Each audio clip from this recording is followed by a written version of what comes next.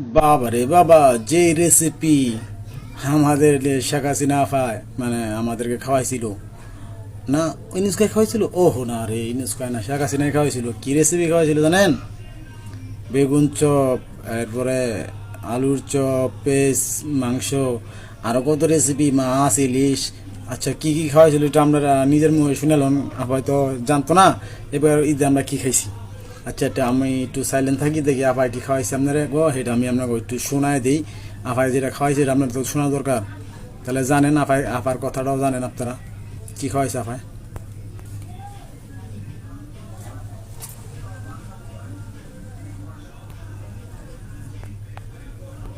তো বেগুন দিয়ে বেগুনি না খেয়ে আরো যে সবজি সহজলভ্য আছে সেটা দিয়ে খেলেই হয়, আমরা তাই খাই। মিষ্টি কুমড়া দিয়েও খুব ভালো বেগুনি না বানায়, মিষ্টি কুমড়া দিয়েও বেগুনি বানানো যায়, সেভাবে আমরা করি, সেভাবে করা যায়। তাছাড়াও কিন্তু রান্না হয়।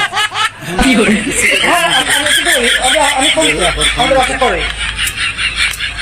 আমরা কিন্তু দেখাও মাংসের পরিবর্তে এখন কাঁঠাল, এবং এই এই কাঁঠালের কাবাব হয়, কাঁঠালের বার্গার হয়, কাঁঠাল নানাভাবে কিন্তু এটা বিদেশে এখন মানে ব্যবহার করতে খাচ্ছে, এবং তার দাম কিন্তু অনেক বেশি।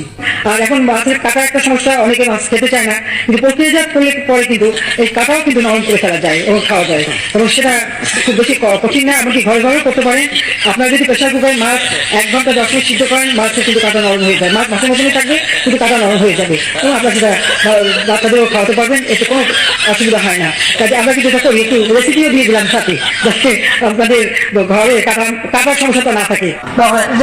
আবার ডিম নিয়ে শুরু করলো, ঠিক আছে, এরপরে যখন ডিম বেশি পাবেন সিদ্ধ করে ফ্রিজে রেখে দেবেন, বহুদিন থাকবে, সহজে নষ্ট হবে না। সবকিছু বিকল্প ব্যবস্থা আছে।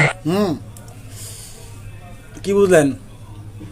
আমার আপার কাছে কোনো কিছুর ব্যাপার অন্যরকম নাই, আপাই তো আপাই, তাই না?